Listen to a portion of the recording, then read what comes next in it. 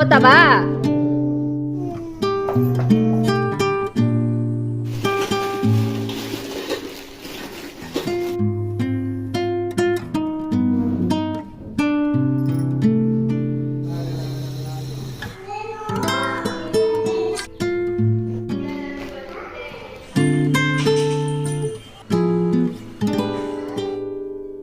ಬೆಳಗಿನ ಜಾವ 7 ಗಂಟೆ.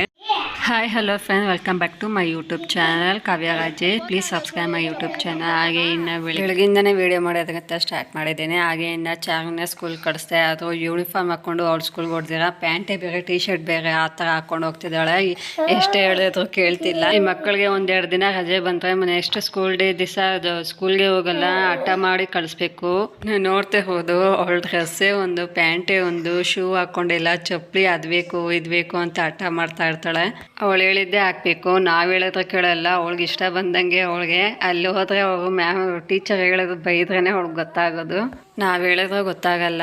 ಅದು ಬೇರೆ ಅವ್ರ ಅಜ್ಜಿ ಇದ್ದಷ್ಟು ಇನ್ನೂ ಹಠ ಮಾಡ್ತಾಳೆ. ನಾನಿದ್ರೆ ಬೇಗ ಸ್ವಲ್ಪ ಹಂಗೋಗ ಅವಳಿಗೆ ಹೇಳೋ ಕೆಲಸನೇ ಇಲ್ಲ, ಬೇಗ ರೆಡಿ ಆಗ್ತಾಳೆ. ಆದರೆ ಮನೆಯಲ್ಲಿ ಅವ್ರ ಅಪ್ಪ ಆಗಿರಲಿ ಅವ್ರ ಅಜ್ಜಿ ಆಗಿರಲಿ ಮನೇಲಿದ್ದರೆ ಬೇಗ ರೆಡಿ ಆಗೋದಂತೂ ಇಲ್ಲ, ಹೋಗಲ್ಲ ತಿನ್ನಲ್ಲ ಅಂತ ಹಠ ಮಾಡೋದು ಜಾಸ್ತಿ. ಇನ್ನು ನೋಡಿ ನಾನು ಬರ್ತೀನಿ ಅಂದರೆ ಅವ್ಳು ಕೇಳಿಲ್ಲ, ಅಜ್ಜಿನೇ ಕರ್ಕೊಂಡೋಗಿ ಬಿಟ್ಬಿಟ್ಟು ಬರ್ಬೇಕಂತೆ. ನಂದೇನಿದ್ರು ಅಡುಗೆ ಕೆಲಸ ಒಂದೇ. ನಮ್ಮ ಅತ್ತೆಯವ್ರಿದ್ರೆ ಅವರೇ ಎಲ್ಲ ಚಾರ್ವಿಗೆ ಏನು ಬೇಕೋ ಏನು ಬೇಡ ಅಂತ ಅವರೇ ರೆಡಿ ಮಾಡಿ ಕರ್ಕೊಂಡೋಗಿ ಬಿಟ್ಬಿಟ್ಟು ಬರ್ತಾರೆ. ನಾನು ಟಿಫನ್ಗೆ ಹಾಕ್ಕೊಡೋದಷ್ಟೇ. ದಾನು ಇನ್ನೂ ಎದ್ದಿರಲಿಲ್ಲ, ಅವ್ನು ಮಲಗಿದ್ದ. ಎದ್ದಿದ್ರೆ ಅವನು ಸ್ಕೂಲ್ ಹೋಗ್ಬೇಕಾಗಿತ್ತು ಬಿಟ್ಟು ಬರೋದಕ್ಕೆ ಅಂತ. ತಾತ ಅಂತೂ ಅವ್ರದೇ ಆದಂಥ ಕೆಲವೊಂದು ವಸ್ತುಗಳು ಬೀರೋಲಿ ಇಟ್ಟಿದ್ರು, ಅದನ್ನೆಲ್ಲ ತೋರಿಸ್ತಾ ಇರೋದು. ಇದೆಲ್ಲ ಅವ್ರಿಗೆ ಅವ್ರ ಮದುವೆ ಆದಂಥ ದಿನ ಹಾಗೆ ಮುಯಿ ಅದೆಲ್ಲ ಕೊಟ್ಟಿರ್ತಾರಲ್ಲ, ಅದನ್ನೆಲ್ಲ ತೋರಿಸ್ತಾ ಇದ್ರು ಈ ಥರ ಇದೆ ಅಂತ. ಬೆಳ್ಳಿ ಗ್ಲಾಸು ಮತ್ತು ಸರ್ ಚೈನು, ಮದುವೆಗೆ ಬಂದಿರುತ್ತಲ್ಲ ಮುಯಿ, ಅದೆಲ್ಲ ಬುಕ್ಕಲ್ಲಿ ಬರೆದಿಟ್ಟಿರೋದು, ಅದನ್ನೆಲ್ಲ ತೋರಿಸ್ತಾ ಇದ್ರು. ತಾತ ಈ ಥರ ಇದೆ ಅಂತ.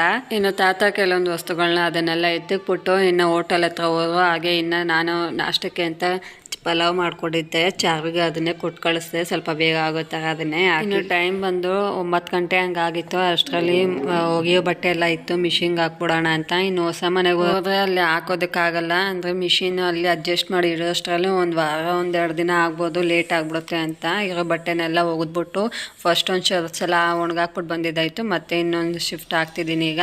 ಹಾಗೆ ಇನ್ನು ನೆನ್ನೆ ಹೊಸ ಮನೆಗೆ ಹೋಗಿ ಎಲ್ಲ ಪೂಜೆ ಮಾಡ್ಕೊಂಡು ಬಂದ್ವಿ. ಹಾಗೆ ಇನ್ನು ಇವತ್ತು ಮನೆ ಶಿಫ್ಟ್ ಮಾಡಬೇಕು ಅಂತ ಶಿಫ್ಟ್ ಮಾಡೋರ್ನೇ ಮನೆ ಕರೆಸಿದ್ವಿ ಫೋನ್ ಮಾಡಿ. ನಾವು ಇವ್ರನ್ನ ಸರ್ಚ್ ಮಾಡಿದ್ದು, ಗೂಗಲಲ್ಲಿ ಸರ್ಚ್ ಮಾಡಿದ್ವಿ, ಇಲ್ಲಿಗೆ ಅಡ್ಜಸ್ಟ್ ಆಗೋತ್ತಾ ಈ ಏರಿಯಾದಲ್ಲಿ ಇರ್ತಾರೇನೋ ಅಂತ. ಆಮೇಲೆ ನಾವೇ ಶಿಫ್ಟ್ ಮಾಡೋ ಹೋಗಿದ್ರೆ ಒಂದು ವಾರ ಆಗುತ್ತೆ. ಮನೆಯಲ್ಲಿ ಎಲ್ಲ ವಸ್ತುಗಳನ್ನ ತೊಗೊಂಡು ಹೋಗಿ ಆ ಮನೆಗೆ ಇಡಬೇಕು ಅಂದರೆ ಅದರಲ್ಲೂ ಅಕ್ಕಪಕ್ಕದಲ್ಲೆಲ್ಲ ಕರಿಬೇಕಾಗುತ್ತೆ.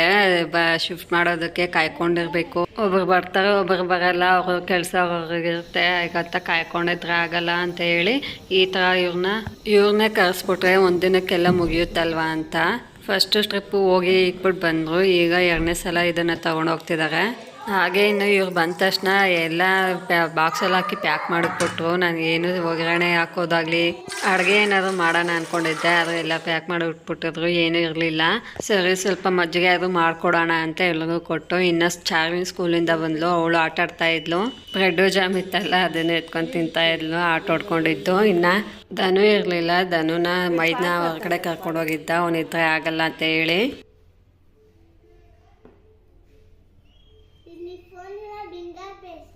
ಎಲ್ಲನೂ ಎತ್ತಿಟ್ಟು ಶಿಫ್ಟ್ ಮಾಡೋ ಅಷ್ಟರಲ್ಲಿ ಟೈಮ್ ಬಂದು 4 ಗಂಟೆ 5 ಗಂಟೆ ಆಗಿ ಹೋಗಿತ್ತು. ಅಷ್ಟರಲ್ಲಿ ಇನ್ನು ಬಟ್ಟೆನ 1-2 ಟ್ರಿಪ್ ಹಾಕಿದ್ವಲ್ಲ, ಅದನ್ನೆಲ್ಲ ತೊಗೊಂಡೋಗಿತ್ತು. ಚೆನ್ನಾಗಿ ಬಿಸಿಲು ಬೇರೆ ಬಂತು, ಇನ್ನೇನು ಬಿಸಿಲುಗಾಲ ಸ್ಟಾರ್ಟ್ ಆಯಿತು. ಒಣಗಿರೋ ಬಟ್ಟೆನೆಲ್ಲ ತೊಗೊಂಬಂದು ಪ್ಯಾಕ್ ಮಾಡಿ ಇಟ್ಟಿದ್ದಾಯಿತು. ಇನ್ನು ಸಂಜೆ ಹೊತ್ತು ಕಾಫಿ ಕುಡಿಬೇಕಾಗಂತ ಹೇಳಿ ಪಕ್ಕದಲ್ಲೇ ಪಾರ್ಸಲ್ ಮಾಡಿಸ್ಕೊಂಡ್ಬಂದ್ವಿ. ಎಲ್ಲ ವಸ್ತುನೂ ತೊಗೊಂಡೋಗಿ ಶಿಫ್ಟ್ ಮಾಡಿದ್ದಾಯಿತು. ಆದರೆ ಈ ಬೇಕ್ರಿಯಿಂದ ತಗೊಂಬಂದ್ರ ಐಟಮ್ ಮಾತ್ರ ಹಂಗೆ ಇತ್ತು ತಿನ್ನೋದಕ್ಕೆ ಅಂತ, ಅದನ್ನು ತೊಗೊಂಡು ಹೋಗಲಿಲ್ಲ. ಕರೆಕ್ಟ್ ಟೈಮಿಗೆ ಆಯಿತು. ಇನ್ನು ಮಕ್ಕಳಿಗೆಲ್ಲ ಸ್ನಾನ ಮಾಡಿಸಿ ಇನ್ನು ರೆಡಿ ಮಾಡಿದ್ವಿ. ಇನ್ನು ಅಲ್ಲೇ ಸ್ವಲ್ಪ ಹೊತ್ತು ಕಾಲ ಕಳೆದ್ವಿ. 6 ಗಂಟೆ ಹಂಗೆ ಮನೆ ಖಾಲಿ ಮಾಡಿ ಇನ್ನು ಇದೇ ಲಾಸ್ಟು ಮನೆ ಬಿಟ್ಟು ಹೋಗ್ತಿರೋದು. ಈ ಮನೆಯಲ್ಲಿ 6 ತಿಂಗಳಂಗೆ ಕಾಲ ಕಳೆದ್ವಿ. ಇನ್ನೇನು ಎಲ್ಲ ಎತ್ತಿಟ್ಟು ಅಡ್ಜಸ್ಟ್ ಆದ್ವಿ ಅನ್ನೋ ಟೈಮ್ಗೆ ಕರೆಕ್ಟಾಗಿ ಮನೆ ಖಾಲಿ ಮಾಡಬೇಕಾಯಿತು. ಈ ಮನೆಗೆ ಬಂದು 4 ತಿಂಗಳು ಇದ್ದಂಗೆ ಖಾಲಿ ಮಾಡಿ ಅಂತ ಹೇಳಿದ್ರು. ಸರಿ ಅಂತ ಹೇಳಿ ಇನ್ನೊಂದು 2 ತಿಂಗಳು ಟೈಮ್ ತೊಗೊಂಡು ಈಗ ಮನೆ ಶಿಫ್ಟ್ ಮಾಡ್ತಿದ್ವಿ. ಇದು ಬಂದು ಡಿಸೆಂಬರು 12ನೇ ತಾರೀಕು ಸೋಮವಾರ ಮನೆ ಖಾಲಿ ಮಾಡ್ತಿರೋದು. ಇವರಿಬ್ಬರಂತೂ ಅದು ಏನು ಗಲಾಟೆ ಮಾಡ್ತಾರೋ ಹೇಳಿದಂತೂ ಕೇಳಲ್ಲ. 10 ಜನ ಮಕ್ಕಳಿರೋದು ಒಂದೇ, ಇವರಿಬ್ರು ಇರೋದು ಒಂದೇ. ಅದು ಯಾಕೆ ಮಕ್ಕಳನ್ನ ಸುಧಾರಿಸೋದ ಏನೋ ತಲೆನೋವೇ ಬಂದ್ಬಿಡುತ್ತೆ ಇವರಿಂದ. ಇನ್ನು ಹಳೆ ಮನೆಯಿಂದ ಹೊಸ ಮನೆಗೆ ಅಂತ ಬಂದ್ವಿ, ಎಲ್ಲ ತೊಗೊಂಬಂದು ನೋಡಿ ಯಾವ ರೀತಿ ಇಟ್ಟಿದ್ದಾರೆ ಅಂತ. ಇನ್ನು ಈ ಪಾತ್ರೆ ಇದನ್ನೆಲ್ಲ ಎತ್ತಿಡೋ ಅಷ್ಟರಲ್ಲಿ ಇನ್ನೊಂದು ವಾರ ಆಗುತ್ತೆ. ಚಳಿ ಜ್ವರ ಬಂದ್ಬಿಡುತ್ತೆ ಈ ಮನೆ ಎಲ್ಲ ಕ್ಲೀನ್ ಮಾಡೋ ಅಷ್ಟರಲ್ಲಿ.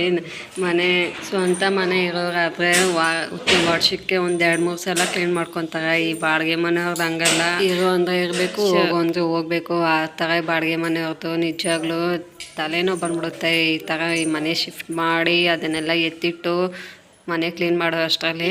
ಕ್ಲೀನ್ ಮಾಡೋದಾಗಿರಲಿ, ಒಬ್ಬಳೇ ಇದನ್ನೆಲ್ಲ ಸಾಗಿಸ್ಬೇಕು ಅಂದರೆ ನಿಜವಾಗ್ಲೂ ಚಳಿ ಜ್ವರ ಬಂದ್ಬಿಡುತ್ತೆ.